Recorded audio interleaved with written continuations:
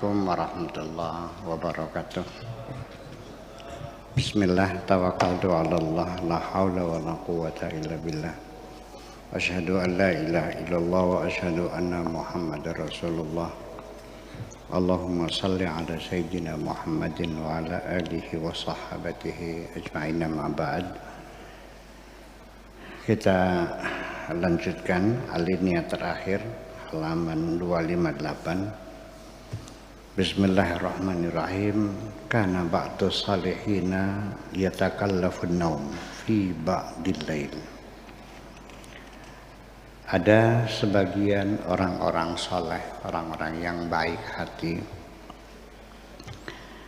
menghadapi kesulitan untuk tidur. Sering sekali orang yang hatinya baik kok susah tidur ya. Ya, wa yatahayya'u lahu min ghairi hajatin ilaih,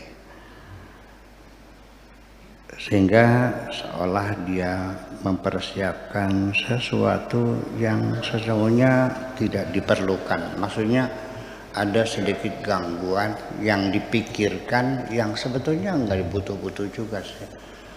Ya, saya juga kemarin malam juga mengalami susah tidur. Ya biasa kalau tidur di tempat yang baru, di rumah baru, tidur di hotel tidak senyaman seperti di rumah. Kita tidur di rumah, begitu nempel kepala di bantal langsung mas. Ya begitu kita tidur di rumah orang, ya susah nggak tidur agak lama juga. Memerlukan waktu kadang-kadang 1 jam baru bisa tidur. Seperti itu. Fasu'ila andalika, lalu dia ditanya kenapa kamu susah tidur? Faqala ya qalbi rabbi, dia katakan bahwa hatiku melihat Tuhanku. Hatiku melihat Tuhanku. Melihat Tuhan itu bukan dengan basar tetapi dengan basirah, dengan mata hati, bukan dengan mata kepala ini. Sadaqa fi qawlihi, sesuai dengan firman-Nya, di annal manam shadiq, karena tidur yang benar itu wahyun minallah, adalah wahyu dari Allah. Tidur yang benar ya, mimpi yang benar itu artinya sama dengan wahyu dari Allah. Kanat quwwatu ainihi, kekuatan matanya itu mampu melihat lebih transparan itu finomi ketika beliau dalam keadaan tidur. Jadi mimpi yang benar itu adalah bagian dari wahyu. Ada di beberapa sumber lain seperempatnya wahyu.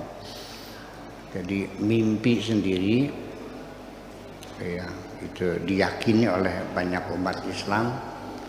Mimpi itu punya arti, dan bahkan mimpi itu menjadi salah satu cabang ilmu pengetahuan dalam peradaban kemanusiaan.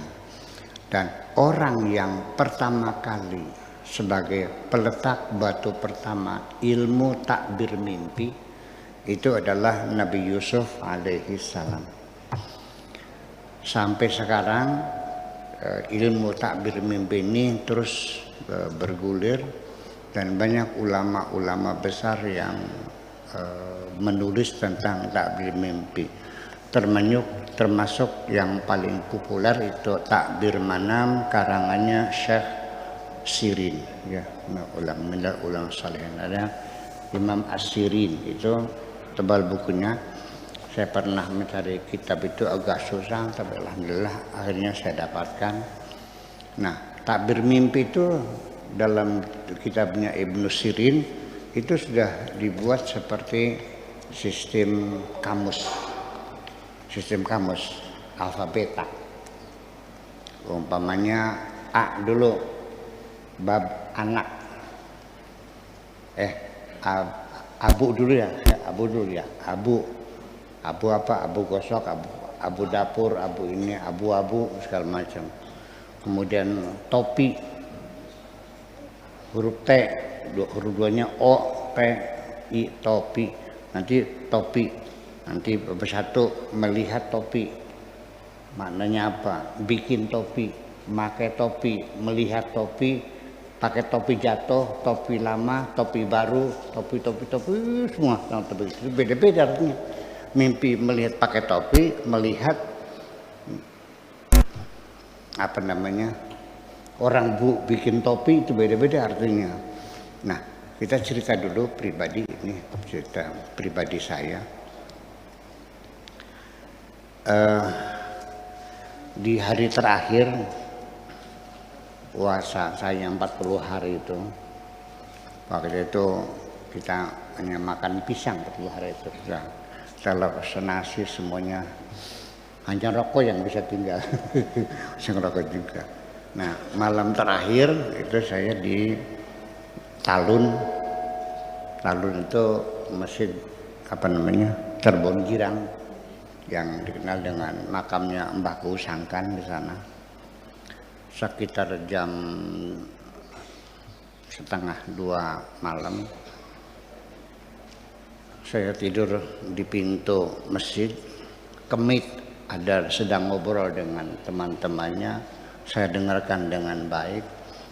Mata saya melihat jam dinding itu menunjukkan jam 1:30 setengah 2.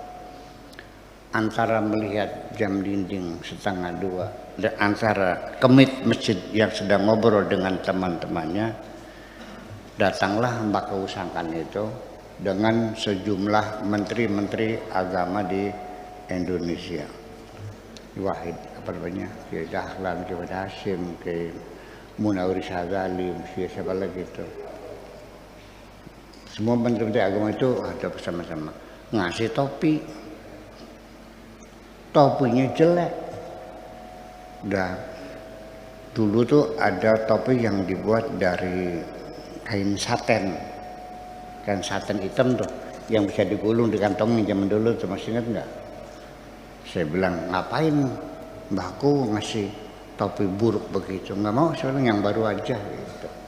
Ya udah, kalau nggak mau ya udah yang baru. Selesai mimpi itu, mereka pergi, saya pun sadar, kemit masjid masih ngobrol, jam masih menunjukkan 1:30, baru berapa menit. Saya tanyakan kepada Kiai Maktum, Babakan Siwaringin, mungkin dengar kan? Kemudian lihat aja di kitabnya itulah. Ente kan bisa baca sendiri, dikasih kitabnya Ibnu Sirin itu Takbir Manam. Saya cari di babnya bab Qaf, Olan Suwah. Olan 1 Qaf, Lam, Nun, Wawu, Olan Suwah, Sin, ya marbutah, Olan Suwah, topi. Setelah saya baca, mendapat topi lama.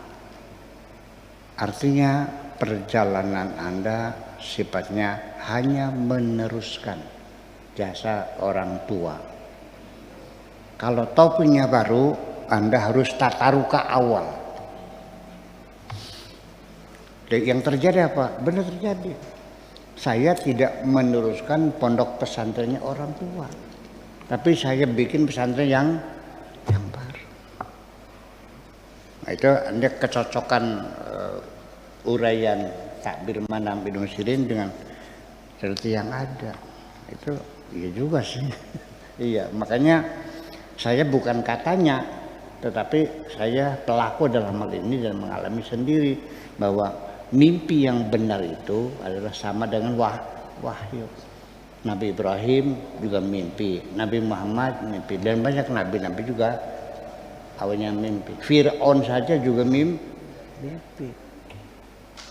Mimpi apa Fir'aun itu? Mimpi melihat ada 7 gandum yang kurus kering memakan gandum yang subur, 7 sapi yang kurus memakan 7 sapi yang gemuk. Nabi Yusuf dipanggil, takbir mimpinya seperti apa, dijelaskan 7 tahun Mesir akan makmur, 7 tahun kemudian akan kekeringan, kurang hujan. Sampai akhirnya diangkat dia jadi sebagai Menteri Keuangan lah Mesir. Nah itu adalah cerita mimpi semacam itu. Akan tetapi dalam hal ini saya ingin menjelaskan bahwa pertama, mimpi yang benar itu mimpi di malam hari, bukan mimpi siang. Kalau siang namanya kembang mimpi. Itu. Kemudian mimpinya itu di malam hari, dan kemudian setelah jam 12 malam. Jadi bukan jam 8 sore ya, bukan jam 10 sore, tapi jam 12 ke atas mimpinya itu. Dan kemudian mimpi itu melekat dalam ingatan kita dalam waktu yang lama. Sampai 2-3 hari sama seminggu ingat aja mimpi itu. Tapi kalau yang sehari 2 hari lupa, maka kadang-kadang kita kalau tidur kita nyenyak, begitu bangun tidur kita lupa mimpi apa. Saya setiap hari kalau tidurnya lelap, begitu bangun mimpi apa tadi lupa. Ya, apalagi nunggu seminggu. Jadi syaratnya satu di malam hari, yang kedua di atas jam 12, ketiga melekat dalam ingatan kita, dan ketika kita tidur dalam keadaan baik-baik. Ya, sudah selesai sholat, sudah selesai berzikir dalam keadaan hati yang tenang, damai, jangan habis maksiat. Kalau sorenya habis ngelacur, nggak mungkin mimpi kamu bener. Ya minimal habis sholat sunnah dulu kan gitu. Sebelum tidur ya relaksasi dulu, berzikir dulu dalam keadaan damai, itu semacam itu. Cerita mimpi belum selesai. Sudah setengah jam ya. Kita cukupkan segitu aja mimpi saja. Oke deh, makasih. Assalamualaikum warahmatullahi wabarakatuh.